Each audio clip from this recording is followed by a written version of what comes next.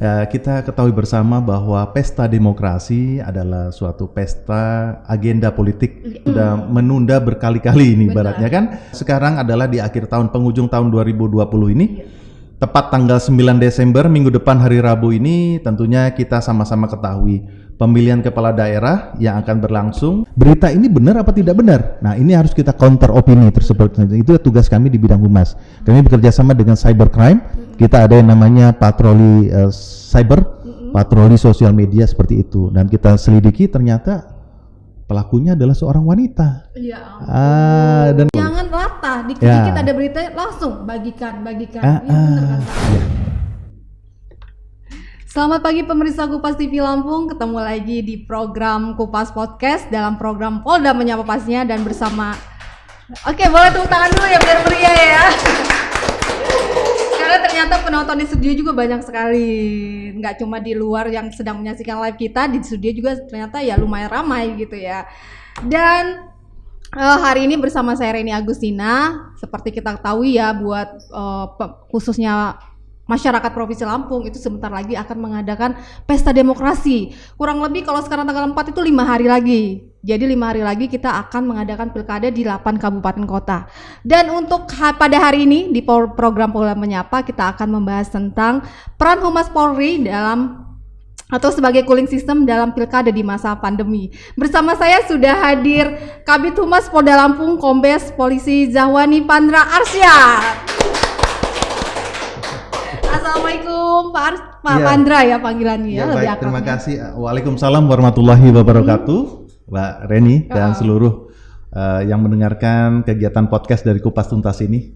Ya, pertama-tama saya mengucapkan selamat ulang tahun ke-14 tahun terhadap media Kupas Tuntas ya yang selalu dekat di hati masyarakat. Amin.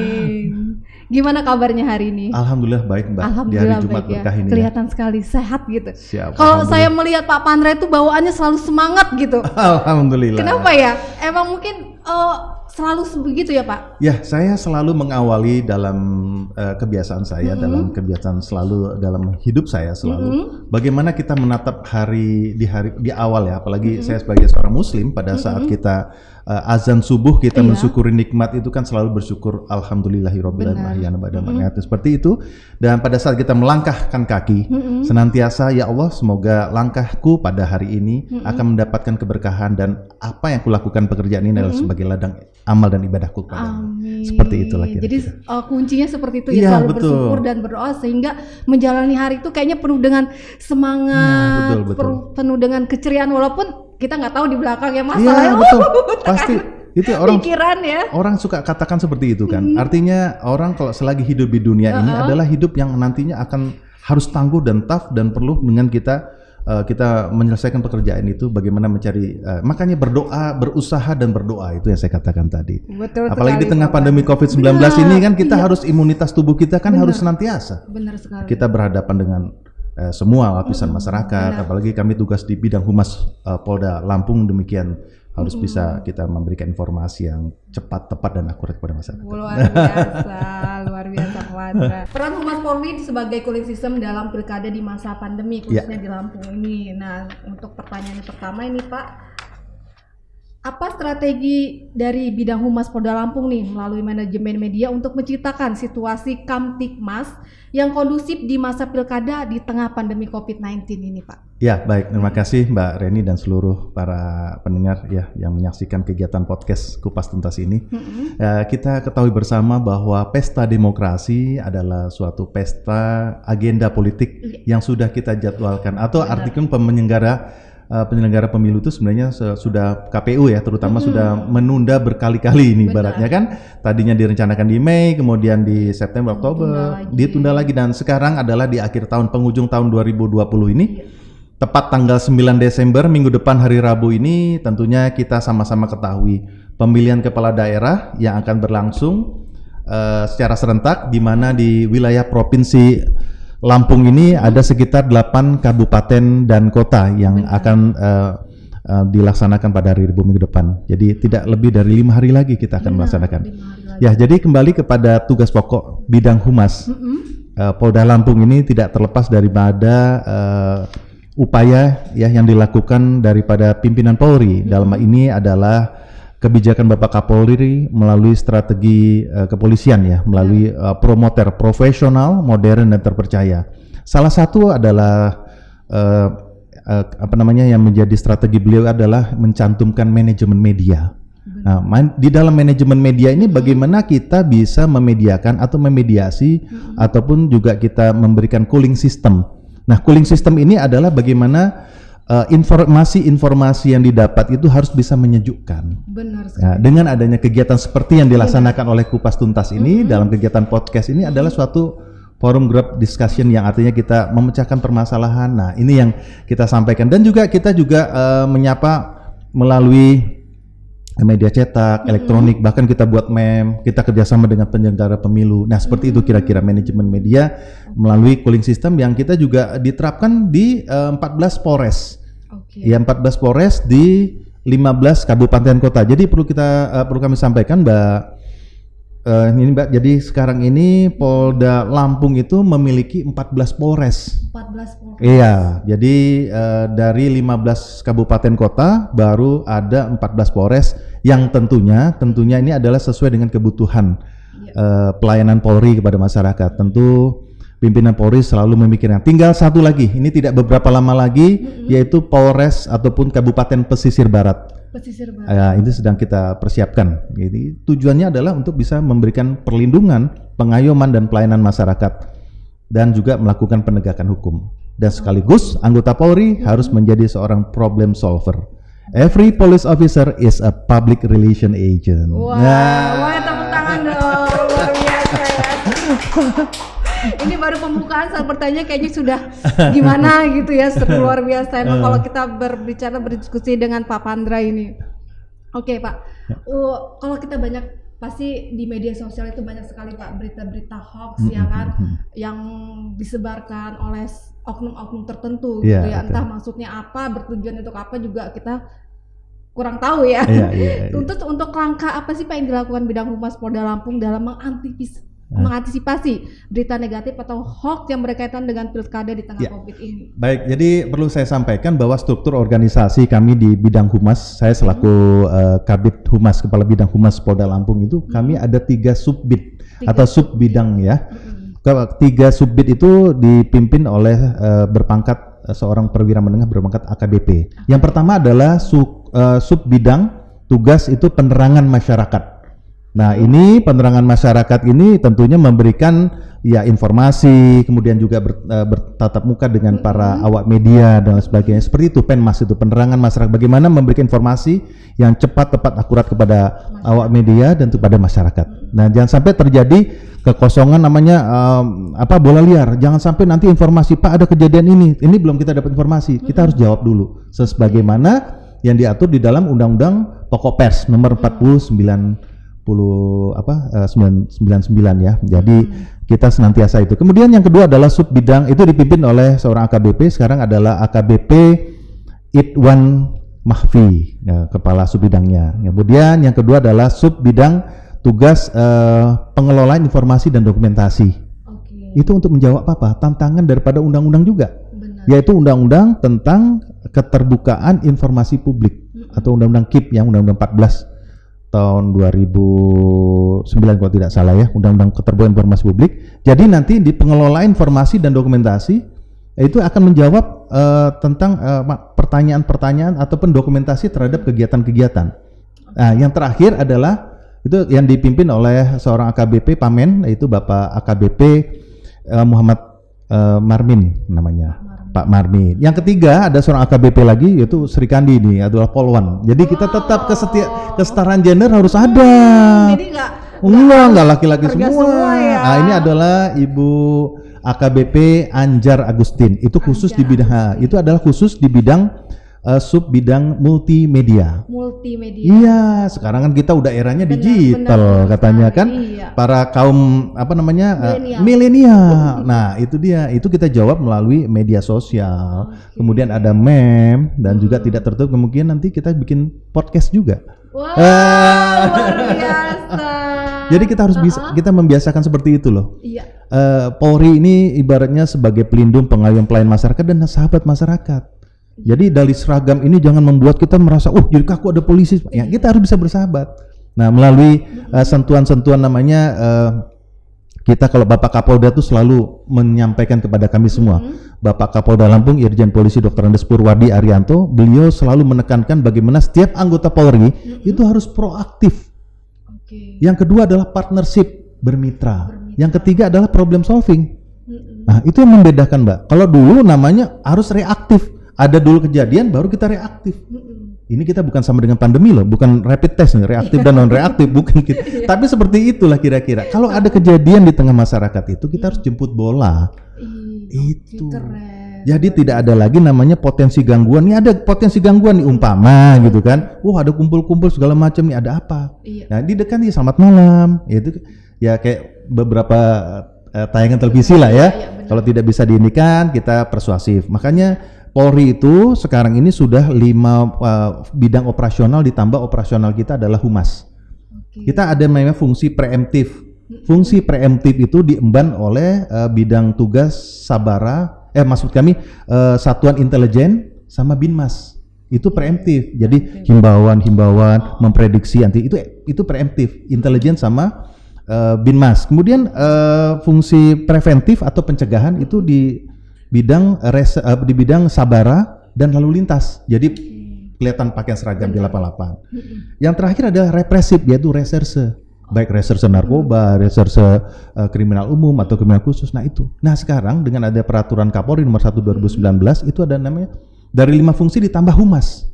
Nah, jadi kami ini sudah operasional sebenarnya. Nah, tinggal bagaimana kita bidang humas ini tidak lagi selalu mengekspos hanya kejadian-kejadian kriminal, kejadian pengungkapan ini dan sebagainya, tidak seperti itu.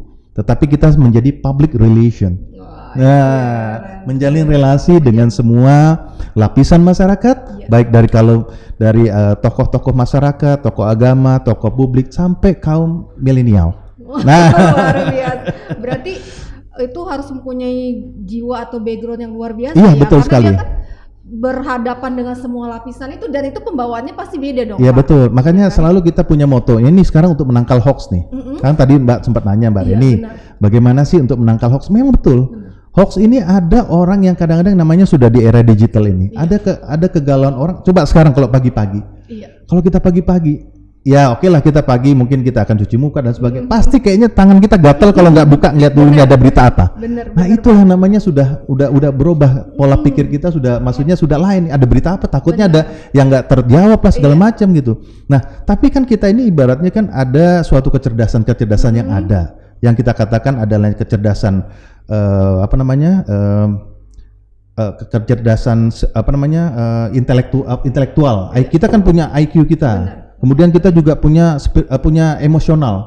Nah, kalau kita udah baca seperti itu, kita baca, kayaknya bawaannya gimana? Nah, kita punya spiritual. Ini pantas apa tidak? Makanya kami selalu di bidang humas Polda Lampung dan selalu kita membuat tagline atau apa juga. Setiap informasi yang didapat selalu harus disaring.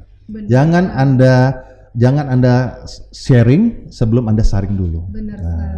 Kita kan sekarang secara intelektual kan sudah ada yang saya bilang tadi, ada kecerdasan intelektual, kecerdasan kemudian emosional kita akan udahlah biar aja seperti itu, mudah-mudahan aja dia berikan petunjuk. Kalau kita dengan spiritual, tapi kalau kita dengan ini harus kita balas, ya jadi karena sekarang mengumpulkan massa itu tidak perlu lagi kita cukup dalam satu sentuhan aja sudah bisa orang itu akan menjadi apa. Itu banyak kasus yang terjadi seperti itu. Nah, saya pernah merasakan atau kami pada saat di awal tahun 2020 ya, maksudnya di pertengahan 2020 di mana pandemi COVID-19 waktu itu baru-barunya ada yang terjangkit di Indonesia dan khususnya di Lampung pada saat itu kan masih di bulan Maret, masih belum ya. Tapi sudah ada itu karena ketakutannya warga masyarakat waktu itu, Mbak. Jadi ada salah satu warga masyarakat karena takut bahwa virus itu akan masuk. Tapi dia bilang yang ini salah seorang di rumah sakit ini sudah terjangkit. Akhirnya orang kan jadi menjadi galau, menjadi gaduh dan sebagainya. Nah itu akan saling menjawab. Nah itu kan Itulah saya katakan tadi, kita harus proaktif. Pada saat proaktif, bagaimana berita ini benar apa tidak benar? Nah, ini harus kita counter opini tersebut. Itu tugas kami di bidang humas. Kami bekerja sama dengan cybercrime. Kita ada yang namanya patroli cyber, patroli sosial media seperti itu. Dan kita selidiki, ternyata pelakunya adalah seorang wanita. Dan kita dapatkan, dan itu penyesalan betul-betul. Kami merasa ketakutan, Pak. Dia adalah salah seorang yang ya artinya baru pulang dari TKI pada saat itu ya. Nah, kami expose, dan juga ya memang secara ini kan kita kan selalu terjadi penyesalan di kemudian hari. Nah, ini yang makanya katakan jangan, kita sudah ada undang-undang ITE ya, undang-undang informasi transaksi elektronik yang tentunya hukumannya cukup besar, cukup berat. Nanti jangan aja penyesalan kemudian hari. Makanya sekali lagi kepada para kaum milenial ataupun kepada warga masyarakat ya, di tengah apapun situasinya, agar setiap informasi yang didapat agar benar-benar disaring sebelum Anda sharing. Benar. Gitu. Jadi benar-benar emang harus di-sharing, dipikirkan dulu benar nggak? Iya, betul, disaring dulu, betul. Jangan latah, dikit-dikit ada berita langsung bagikan. Iya benar kan, Pak? Jadi semua yang tidak tahu, apalagi khususnya masyarakat yang benar-benar awam gitu ya, betul. Selalu menelan informasi itu selalu mentah gitu kan. Jadinya wah, kasihan sekali kan membuat kegaduhan kepada masyarakat. Gitu, luar biasa. Dan itu juga ada tindakannya ya, Pak ya? Pasti ada tindakannya, banyak itu kejadian-kejadian. Kalau boleh tahu, Pak, sudah berapa banyak sih, Pak, ya pelaku hoax yang mendapatkan tindakan dari Polda Lampung? Ya, maksudnya gini, kita kemarin ini ya pada saat ITE itu ada lebih dari 5 orang yang kita proses. 5 orang? Iya, 5 orang waktu itu ya. Kita berdasarkan data terakhir ya, lebih dari 5 orang itu yang sudah kita proses penyidikan dalam kasus undang-undang tentang ITE. Dan itu artinya proses tetap berjalan. Artinya seperti itu. Kalau yang lainnya ya artinya masih dalam batas-batas yang masih kita masih toleran. Tentunya ini kan ada semuanya adalah dilihat dari fakta-fakta yang terjadi seperti apa. Nah, itulah. 5 orang tuh salah satunya tadi yang kamu wanita itu. Betul, ada wanita, kemudian juga ada seorang pria, ada wanita, ada 2 kalau tidak salah tuh. Rata-rata wanita ya. Dan kami jemputnya juga jauh, ada yang di Kota Bandar Lampung, ada yang sampai di wilayah Sumatera Selatan. Luar biasa. Kalau gue tahu rentang usianya, Pak? Rentang usianya ya sekitar 20 sampai 30 ya waktu itu ya. Masih muda. Masih muda itu lebih Bapak bilang tadi ya, proaktif tadi ya. Harus dipikirkan dulu, jangan. Jadi dengan kemajuan era digital atau kemajuan teknologi ini harus betul-betul sangat berguna. Ya, jangan sampai kita tidak berfaedah lah harapan kita. Benar, luar biasa. Dan kalau boleh tahu tuh sanksi apa sih, Pak, yang dikenakan sama pelaku ini? Kalau boleh tahu? Ya, sanksinya ya tentunya sesuai dengan undang-undangnya ya. Dendanya tuh sampai ratusan juta itu. Ya, sanksinya ya artinya ada sanksinya, yaitu adalah salah satunya ancaman hukumannya lebih dari 5 tahun ya, di penjara 5 tahun, dan ancaman bisa sampai 100 juta lebih. Wah, lumayan juga ya. Iya, ya silakan nanti dipelajari saja di undang-undang tentang informasi transaksi elektronik ya. Nanti itu undang-undang 8 tahun 2000 undang-undang yang sudah keluar dari tahun 2008 lalu ya, artinya. Ya, pelajari. Dan jadi pemikiran kita juga menjadi, kita juga bisa menginformasikan. Jangan sampai ya berita-berita hoax itu ya, apalagi di tengah sekarang ini kita sedang menghadapi pilkada serentak juga ya. Jangan sampai adanya hate speech, kemudian memprovokasi dan sebagainya. Nah, ini gitu. Ya, kita ketahui kemarin waktu kejadian beberapa waktu yang lalu kan, ya kita lihat mereka kadang-kadang mendapat informasi untuk melaksanakan atau kegiatan demo dan sebagainya hanya dari media sosial. Iya. Jadi nggak perlu repot-repot sekarang. Iya, betul. Jadi gitulah. Ya, itulah peran kita dari bidang humas itu senantiasa. Makanya lambang kami itu adalah partisipasi objektif dan dipercaya. Wow. Jadi harus bisa berpartisipasi di semua lapisan masyarakat, dari semua kalangan, dan juga dari partisipasi itu kami juga mempunyai pemberitaan yang objektif dan harus dapat dipercaya. Benar, harus luar biasa. Oke, Pak. Dan seperti apa sih, Pak, skema pengawasan terhadap jutaan, kan akun sosial media ini banyak banget ya, yang ada di Lampung yang diduga melakukan penyebaran hoax atau ujaran kebencian. Jadi skemanya itu seperti apa, Pak, dalam pengawasannya? Jadi khusus ya di bidang humas ini kan dari multimedia kan kita akan melihat. Jadi yang berkaitan dengan cyber ini ada direktorat ya, atau tiga satuan kerja yang melakukan pemantauan ini. Yang pertama adalah ya Humas itu kan juga ada punya multimedia, kita juga ada patroli cyber. Kita bekerja sama dengan Direktorat Intelijen dan Keamanan. Nah, nanti dari Direktorat Keamanan membuat analisa. Yang terakhir yang melakukan penindakan adalah dari Direktorat Kriminal Khusus yang akan melakukan penindakan yang tadi saya katakan sampai dijemput ke Palembang, kemana itu dia. Kadang-kadang kita dapat datanya begitu dijemput, nggak taunya ya udah ibu-ibu punya anak segala macam, kayak gimana gitu. Di satu sisi kita juga kasihan gitu ya. Benar. Tapi namanya pertanggungjawaban hukum kan tidak bisa serta-merta, ya harus dipertanggungjawabkan. Itulah namanya. Sekali lagi jangan ada penyesalan dalam kita memberikan suatu informasi yang belum tentu kebenarannya ada. Makanya dicek betul-betul, cek dan recheck. Jangan cek oh iya benar begitu, tapi akhirnya kita sebar. Apalagi kita ke depan ini kan sudah eranya udah era keterbukaan ya, udah terbukaan ini jangan sampai kita ya menjadi salah langkah lah gitu. Luar biasa. Oke. Jadi buat pemirsa Kupas TV Lampung mungkin lebih berhati-hati ya, dan selalu berpikiran positif dalam media sosial. Jangan selalu cepat terpancing oleh berita-berita yang belum tentu kebenarannya. Jadi seperti Pak Pandra bilang harus cek dan recheck dulu. Betul. Oke, balik